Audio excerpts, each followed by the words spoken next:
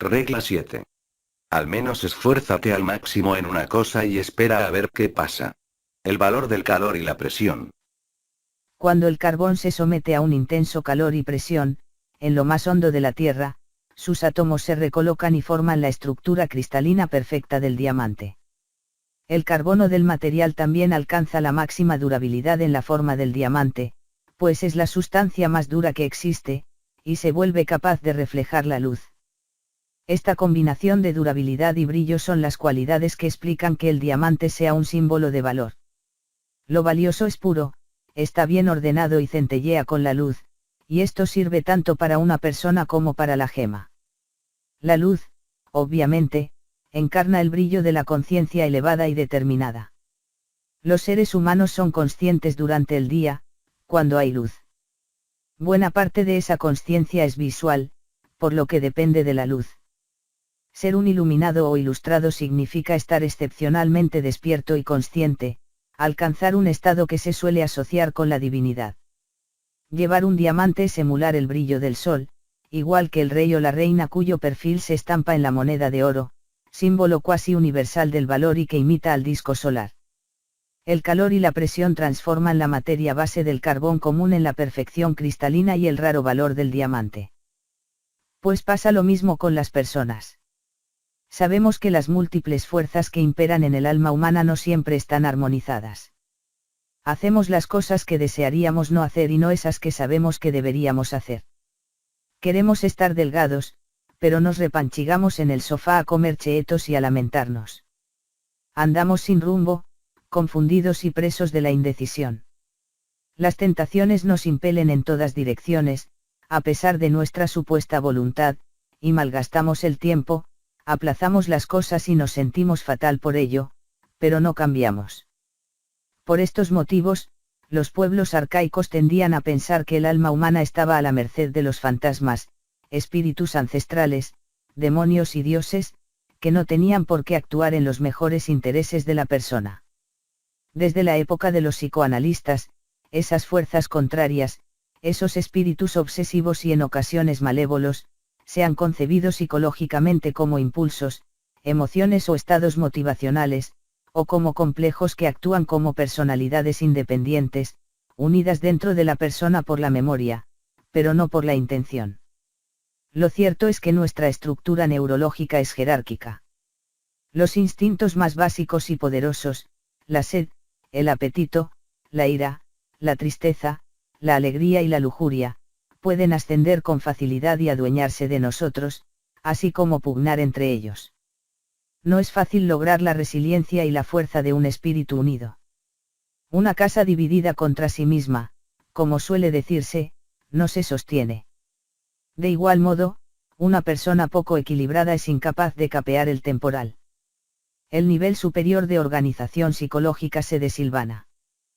Pierde la mezcla equilibrada de propiedades que definen al alma bien templada y es incapaz de llevar las riendas de su espíritu. Es lo que queremos decir con ha perdido los estribos o se ha derrumbado. Antes de recoger los pedazos y volverlos a colocar, es probable que esa persona caiga presa de la dominación de una o más personalidades parciales. Podría ser un arrebato de ira, ansiedad o dolor que invada a la persona en un visto y no visto cuando pierde la calma. Esto se ve con la máxima claridad en el caso de los niños de 2 años que tienen un berrinche. Pierden el dominio de sí mismos por un tiempo y son pura emoción. Es algo que suele conmocionar mucho al propio niño, y si se manifestara en un adulto, sería de una intensidad aterradora para quien quiera que la presenciara. Los sistemas motivacionales arcaicos que rigen la ira simplemente barren la personalidad del pequeño, aún en desarrollo, y se apoderan como quieren de su mente y de sus actos. Esta es una derrota total y desafortunada para el ego todavía frágil, que se está centralizando y que lucha contra fuerzas poderosas por el equilibrio psicológico y social. La desunión interna también se entrevé en el aumento del sufrimiento, la magnificación de la ansiedad, la ausencia de motivación y la falta de placer que acompañan la indecisión e incertidumbre. La incapacidad para decidir entre 10 cosas, incluso cuando son buenas, equivale a ser atormentado por todas ellas. Sin objetivos claros, bien definidos y que no sean contradictorios, es muy difícil conseguir esa sensación de colaboración positiva que hace que la vida merezca la pena. Los objetivos claros también limitan y simplifican el mundo, al reducir la incertidumbre, la ansiedad, la vergüenza y las fuerzas fisiológicas autodevoradoras liberadas por el estrés. Por tanto, la persona poco equilibrada es volátil y anda sin rumbo, y esto es solo el comienzo. Con suficiente volatilidad y falta de rumbo, enseguida se puede generar la impotencia y la depresión que caracterizan la futilidad prolongada. Este no es solo un estado psicológico. Las secuelas físicas de la depresión, a menudo precedida por una secreción excesiva de cortisol, la hormona del estrés, no distan mucho del envejecimiento acelerado, aumento de peso, problemas cardiovasculares, diabetes, cáncer y Alzheimer. Las secuelas sociales son igual de graves que las biológicas. Una persona que no está bien compensada reacciona de forma exagerada ante la más mínima señal de frustración o de fracaso. No puede entablar negociaciones fructíferas, ni siquiera consigo misma, porque no tolera la incertidumbre de hablar de posibles futuros alternativos. No se la puede satisfacer porque no puede conseguir lo que quiere, y no consigue lo que quiere porque no quiere elegir una cosa en vez de otra. El argumento más débil la puede paralizar. Una de sus subpersonalidades múltiples y contradictorias se aferrará a esos argumentos, muchas veces contrarios a su mejor interés, y los usará en forma de dudas para afianzar la postura contraria. Así pues, a una persona con graves conflictos, aunque arremeta con cólera y se revuelva, se la puede detener metafóricamente poniéndole un solo dedo en el pecho.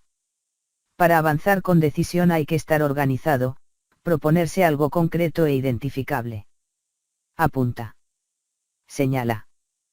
Todo es parte de la maduración y la disciplina y es algo digno de ser valorado. Si no te propones nada, todo te atormenta. Si no te propones nada, no tienes a dónde ir, nada que hacer ni nada de valor en tu vida, dado que el valor exige catalogar las opciones y sacrificar las inferiores por las superiores. ¿De verdad quieres ser todo lo que podría ser? No es demasiado. ¿No sería mejor ser algo específico, y luego, tal vez, ir progresando? ¿No sería un alivio, a pesar de ser también un sacrificio? La peor decisión de todas.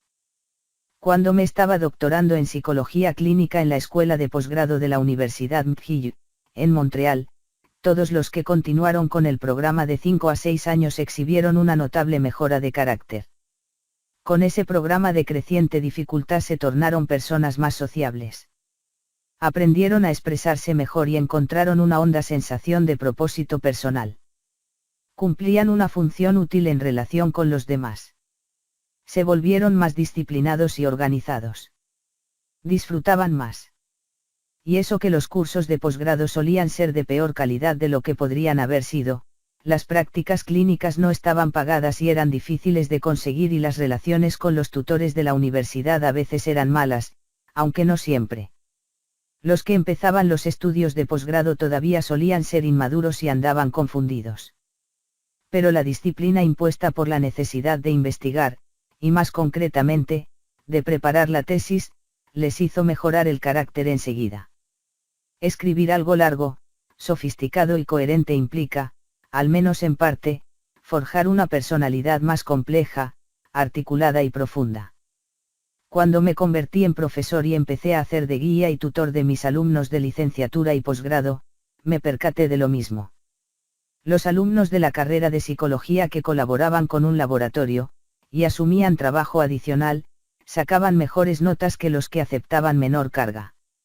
Asumir las funciones de investigadores junior les ayudaba a establecer un sitio y una comunidad, al tiempo que los forzaba a disciplinarse, sobre todo porque necesitaban aprovechar mejor el tiempo.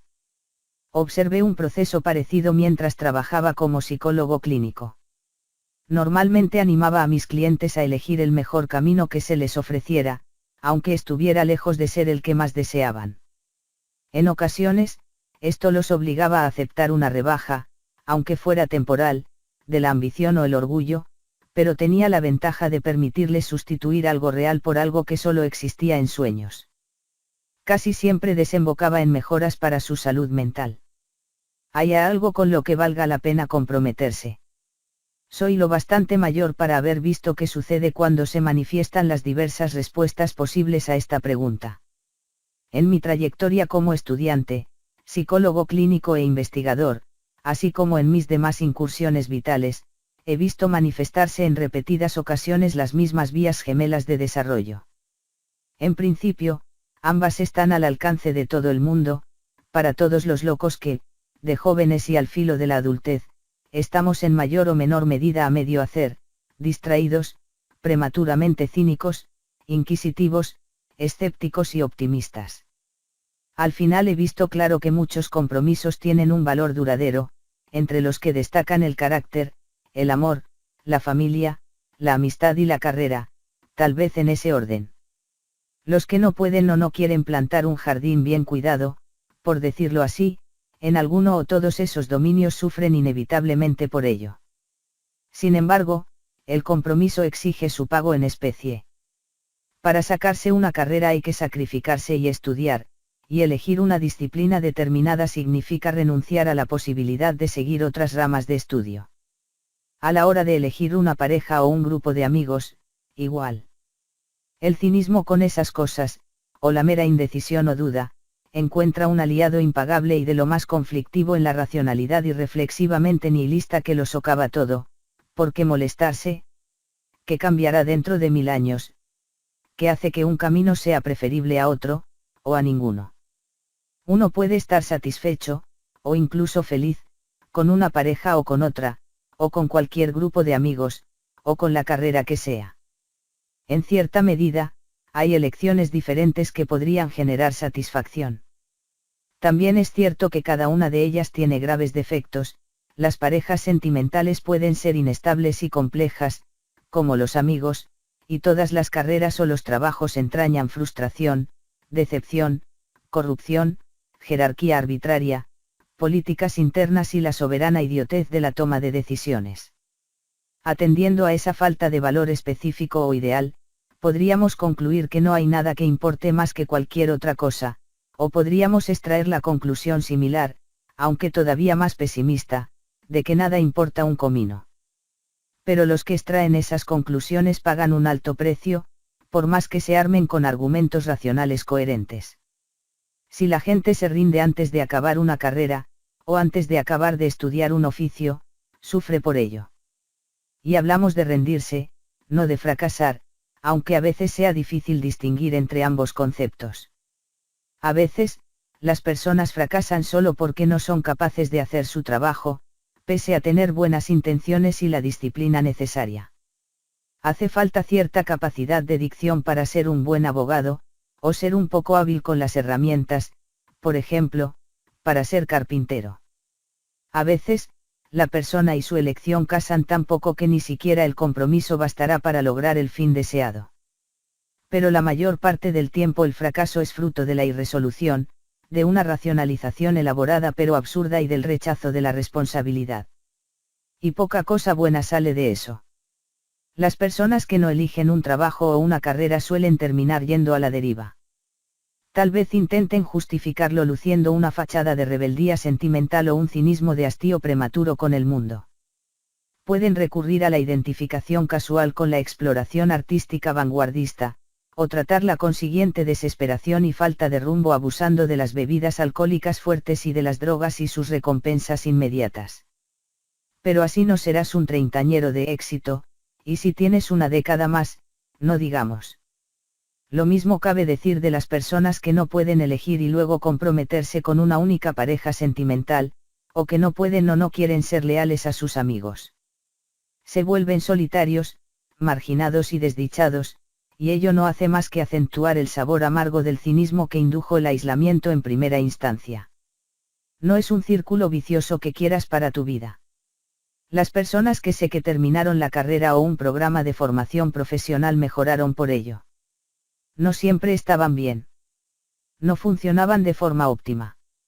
Sus elecciones no tenían por qué llenarlos de ilusión, ni eran inmunes a las dudas y los recelos. Ni siquiera tenían claro que fueran a continuar con lo que habían estudiado. Pero estaban mucho mejor que los que tiraron la toalla. Los compromisos y los sacrificios consiguientes convirtieron a los que aguantaron en personas más maduras y mejores. Así pues, ¿cuál es la conclusión? Nos podemos comprometer con muchas cosas. Se puede defender la naturaleza arbitraria, e incluso absurda, de cualquier compromiso, vista la infinidad de alternativas y dada la corrupción de los sistemas que exigen ese compromiso. Pero no se puede defender igual el hecho del propio compromiso. Los que no eligen un rumbo están perdidos. Convertirse en algo es mucho mejor que seguir siendo cualquier cosa pero sin convertirse en nada, a pesar de todas las limitaciones y decepciones reales que conlleva convertirse en algo. Para desazón del cínico, las malas decisiones abundan. Pero alguien que ha superado ese cinismo, o más concretamente, que lo ha sustituido con una duda aún más profunda, es decir, la duda de que la propia duda sí es una guía fiable, se opondrá. La peor decisión de todas es no tomar ninguna decisión. Disciplina y unidad. La disciplina que nos permite concentrarnos en una cosa empieza pronto. A una edad muy temprana, los niños comienzan a ordenar voluntariamente todas las emociones y motivaciones que conforman sus instintos básicos de supervivencia en las estrategias de cooperación y competición que implican a otros, y los niños bien constituidos y afortunados lo consiguen de un modo socialmente óptimo y psicológicamente sano. Cuando la experiencia autónoma de un niño se interrumpe por la aparición de un sistema instintivo, cuando tiene hambre, está enfadado, está cansado o tiene frío, el buen padre da un paso al frente y resuelve el problema perturbando la frágil unidad infantil, o mejor aún, enseña al niño a resolver el problema por sí solo. Cuando se ha completado el segundo proceso con suficiente rigor, el niño está preparado para entrar en el mundo social. Tiene que ocurrir antes de los 4 años o podría no suceder jamás. Un niño tiene que ser capaz de organizarse solo en suficiente medida para caer bien a sus iguales antes de los 4 años, o se arriesgará a sufrir un ostracismo social permanente. Un niño que a esa edad aún tenga rabietas correrá ese mismo riesgo. Los iguales, los amigos, dan continuidad al proceso de integración para que el niño con suficiente educación o fortuna sea aceptado. Cuando un niño juega a algo con otros niños, se está disciplinando. Está aprendiendo a subordinar sus distintos impulsos a las normas del juego, a una cosa, a pesar de la posible variedad de normas, y está aprendiendo a someterse voluntariamente a sus reglas y objetivos bien definidos. Para jugar así, se tiene que transformar en una subunidad de una máquina social más grande. Esto se puede interpretar como un sacrificio de la individualidad, en caso de definirla como la elección ilimitada de la gratificación impulsiva. Pero es mucho más exacto llamarla desarrollo de la individualidad, considerada superior. El individuo que funciona y está bien equilibrado compensa los deseos del presente con las necesidades del futuro, incluida la necesidad de jugar bien con otros. Así es como los varios juegos de la niñez atenúan los chillidos cacofónicos de la infancia tardía. La recompensa por ese desarrollo, por descontado, es la garantía de la inclusión social y el goce del juego. Conviene señalar que esto no es represión. Que quede claro, porque parte de lo que impide a la gente elegir algo y atenerse a ello es la idea de que, de alguna forma, se perderán para siempre las cosas que no podemos hacer impulsivamente por culpa de la disciplina impuesta por la elección. En gran medida, esta idea, a menudo expresada en relación con la creatividad, es la que hace que tantos padres tengan miedo de lastimar a sus hijos al disciplinarlos. Pero la disciplina adecuada organiza, más que destruye. Un niño que obedece porque está aterrorizado, o al que se protege de cualquier posibilidad de portarse mal, no está siendo sometido a disciplina, sino a abuso. Un niño al que se ha disciplinado como es debido, en cambio, vía sus padres, otros adultos y, sobre todo, otros niños, no combate, derrota e inhibe permanentemente su propia agresividad, como sugieren en esencia los freudianos. Ese niño ni siquiera sublima esa agresividad ni la transforma en algo diferente. Lo que hace es incorporarla a su habilidad lúdica, cada vez más sofisticada, con lo que alimenta su competitividad y su capacidad de atención. Es decir, la obliga a servir a los fines superiores de su mente en vías de desarrollo. Por tanto, un niño con una buena socialización no carece de agresividad. Lo que pasa es que se vuelve extremadamente hábil a la hora de ser agresivo, transmudando el que sería un impulso perjudicial en la perseverancia resuelta y la competitividad controlada que hacen falta para ser un buen jugador. Al llegar la adolescencia, ese niño se puede organizar para participar en juegos cada vez más complejos, en actividades conjuntas, con un objetivo y en las que todo el mundo juega porque quiere, de las que todo el mundo disfruta y se beneficia, aun cuando solo pueda ganar una sola persona o un solo equipo. Esta habilidad es la forma incipiente de la propia civilización, al nivel del jugador individual y del grupo. Es el momento en que tanto la cooperación como la oportunidad de competir y ganar se manifiestan a la vez. Todo lo mencionado es una preparación necesaria para las decisiones más permanentes que hay que tomar para ser adultos funcionales. Obviamente, es posible y lógico tener ciertas reservas y discutir sobre cuál puede ser el mejor juego para jugar en un momento dado, pero no es lógico afirmar que todos los juegos son innecesarios. De igual modo, aunque se pueda discutir sobre qué moralidad es la necesaria, no se puede aducir que la moralidad en sí misma sea innecesaria. La duda sobre qué juego es adecuado ahora mismo no es relativismo. Es un análisis inteligente del contexto. Por ejemplo, el hecho de que la felicidad no sea apropiada para un funeral no significa que la propia felicidad carezca de valor. Asimismo, la premisa de que la moralidad es a la vez necesaria e inevitable no es totalitaria. Solo es la observación de que hay que subsumir valores unidimensionales básicos y primitivos en estructuras socialmente organizadas para que existan y se mantengan la paz y la armonía. Europa se pudo civilizar gracias a que se aunaron múltiples facciones en guerra bajo las doctrinas unificadoras del cristianismo. Tal vez podría haber sido el budismo, el confucianismo o el hinduismo, pues la mayor parte de Oriente también está civilizado y unificado. Pero no podría haber sido la falta total de doctrina. Sin un juego no hay paz, solo caos. Además, al juego se tiene que poder jugar, como comentábamos en la regla 4, piensa que la oportunidad reluce allí donde se ha renunciado a la responsabilidad. Esto significa que se tiene que estructurar mediante un conjunto de normas aceptables por una comunidad, solo mediante restricciones que muchas personas están dispuestas a respetar durante un largo tiempo. En teoría es posible que existan muchos juegos así, pero es al menos igual de posible que solo haya unos pocos. En cualquier caso, las reglas del cristianismo y del budismo no tienen nada de arbitrarias, ni son una superstición disparatada, igual que las reglas de un juego no son solo arbitrarias ni absurdamente supersticiosas. Si piensas que puede existir la paz sin el juego global y aceptado por voluntad propia, estás malinterpretando el peligro perenne del tribalismo fragmentado, al que podemos retroceder con tanta facilidad y con efectos tan devastadores. Una vez el mundo social ha obligado al niño a nivelar sus múltiples subpersonalidades, puede jugar con otros. Después de eso, debería estar preparado para participar en los juegos más serios del trabajo o la profesión, con expectativas, destrezas y normas muy estructuradas.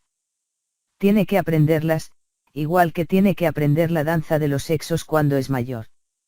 Tiene que compaginar su personalidad socializada con la de otro, a fin de que la pareja que forme con ese otro pueda vivir en paz y, a la larga, dar frutos dentro de la sociedad, al tiempo que mantiene la disposición voluntaria para hacerlo.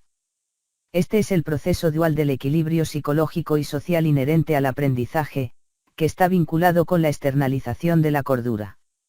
Al adherirse a este proceso, el niño se convertirá en un adulto socialmente sofisticado, productivo y cabal, capaz de la verdadera reciprocidad y, quizá, de la suspensión pasajera de la demanda de reciprocidad que hace falta para cuidar a los niños. Pero la historia del equilibrio y la socialización no termina aquí. El motivo es que durante un aprendizaje con todas las de la ley pasan dos cosas a la vez, del mismo modo que aprender a jugar a un juego y aprender a ser una buena persona suceden al mismo tiempo, mientras se juega. Primero, el aprendiz debe convertirse en un sirviente de la tradición, de la estructura y del dogma, igual que el niño que quiere jugar debe seguir las normas del juego. En su máxima expresión, esta servidumbre significa aliarse con gratitud, de una forma u otra, con las instituciones que por costumbre se consideran patriarcales. El aprendizaje implica calor y presión, igual que los nuevos obreros son puestos a prueba por sus iguales, igual que los estudiantes de derecho en práctica son puestos a prueba por sus jefes, igual que los médicos residentes son puestos a prueba por los médicos, los enfermeros y los pacientes. El objetivo de este calor y esta presión es la subordinación de una personalidad subdesarrollada, que, llegada a este punto, no tiene nada de individual, a un solo camino, a fin de transformar a un novato sin disciplina en un maestro consumado. Con todo, el maestro, que es el producto legítimo del aprendizaje, ya no es el servidor del dogma. Ahora el dogma es el que lo sirve a él, pues tiene tanto la responsabilidad de mantenerlo como el derecho a cambiarlo, cuando el cambio es necesario. Esto convierte al maestro, que en su día se dejó esclavizar, en un seguidor emergente del espíritu, el espíritu que sopla donde quiere, Juan capítulo 3, versículo 8. El maestro se puede permitir sus intuiciones, pues el conocimiento obtenido por la disciplina que ha adquirido le permitirá criticar sus propias ideas y sopesar su verdadero valor.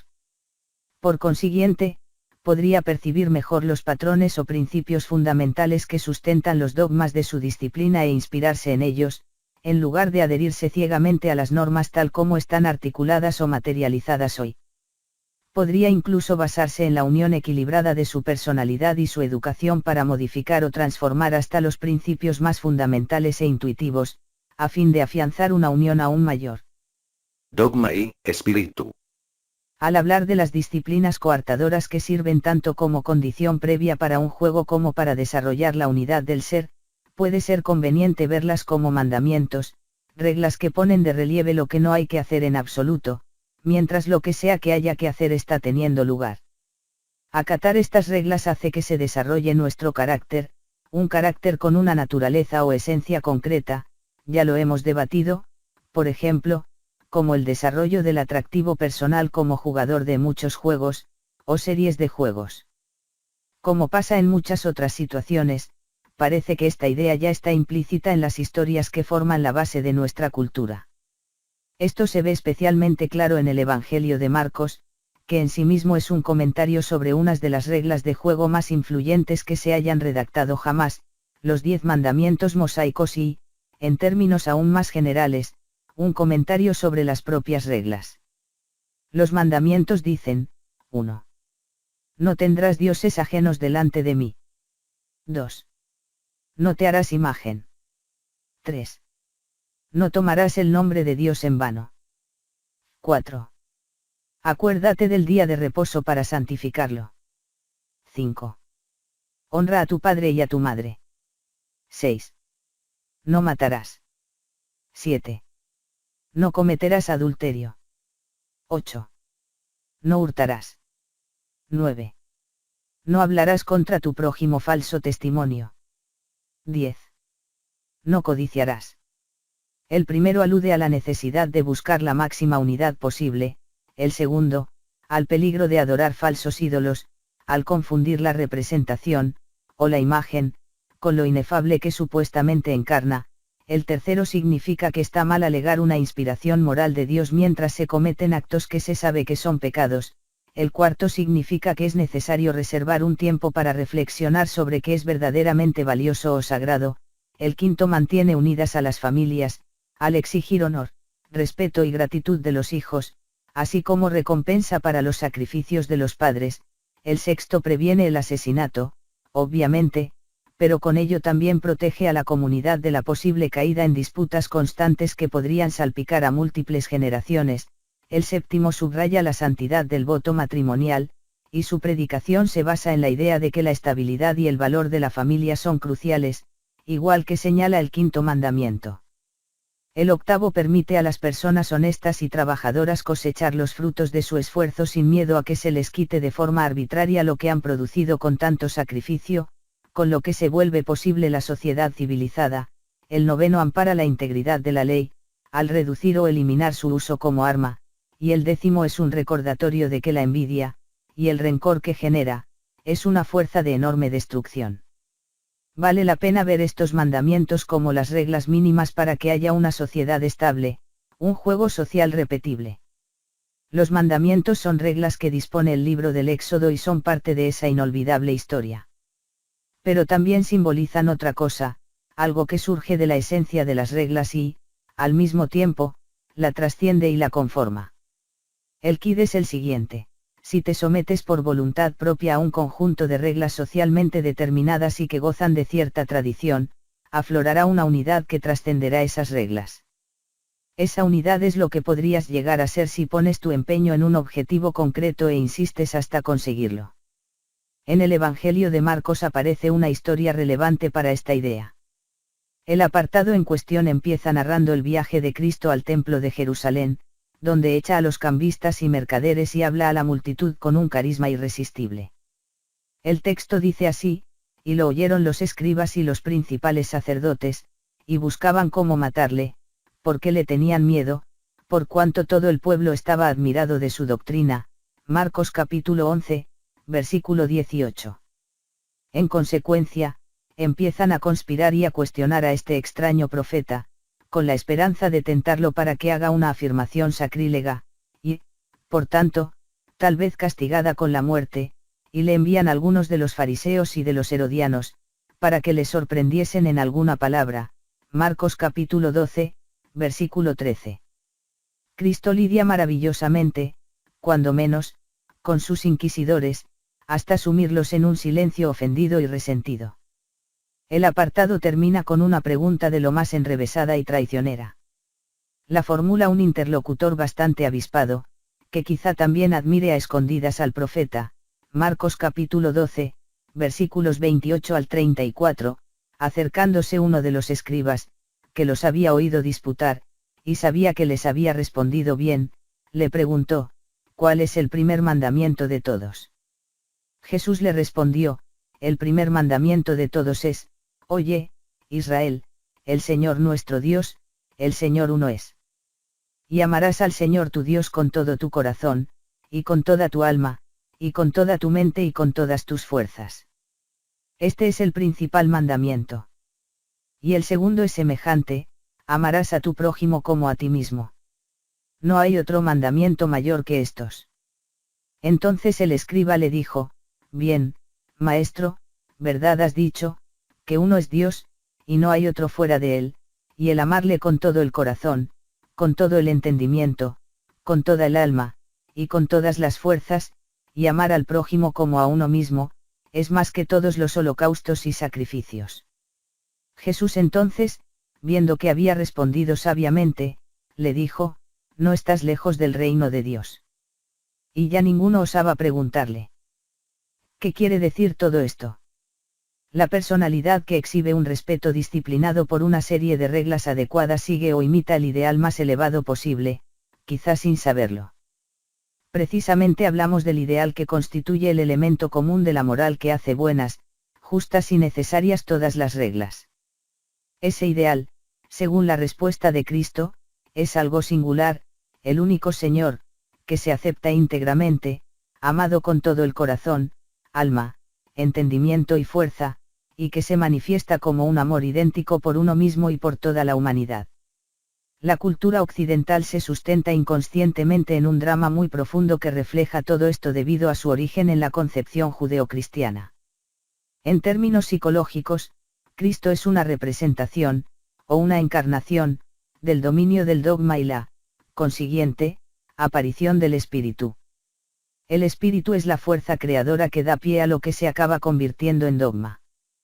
También es eso que, cuando puede, trasciende constantemente esa asentada tradición. Es por eso que el aprendizaje termina con una obra maestra, cuya creación no solo simboliza la adquisición de la destreza necesaria, sino la adquisición de la habilidad para crear nuevas destrezas. Aunque Cristo perpetra muchos actos que se podrían considerar revolucionarios, como debatíamos en la regla 1, en los Evangelios se le describe explícitamente como el maestro de la tradición. De hecho, dice esto de sí mismo: no penséis que he venido para abrogar la ley o los profetas, no he venido para abrogar, sino para cumplir. Mateo capítulo 5, versículo 17. Así pues, se presenta a sí mismo como producto de la tradición y como ente que la crea y la transforma. El Antiguo Testamento está impregnado del mismo patrón de conflicto creativo, al ser en gran medida una serie de historias sobre el espíritu, proféticamente opuesto a la inevitable corrupción del dogma utilizado para servir al poder. La personalidad que emula ese modelo podría considerarse auténticamente occidental, en el sentido psicológico más profundo. Si te esfuerzas al máximo en una cosa, cambiarás. También empezarás a convertirte en una sola cosa, en vez del batiburrillo disonante que fuiste en su día. Esa única cosa, bien desarrollada, no solo es la entidad disciplinada gestada por el sacrificio, el compromiso y la concentración. Es la entidad que crea, destruye y transforma la propia disciplina, civilización, expresando su unidad de personalidad y sociedad. Es la propia palabra de la verdad, de cuya función depende siempre todo orden habitable arrancado del caos. Al menos esfuérzate al máximo en una cosa y espera a ver qué pasa.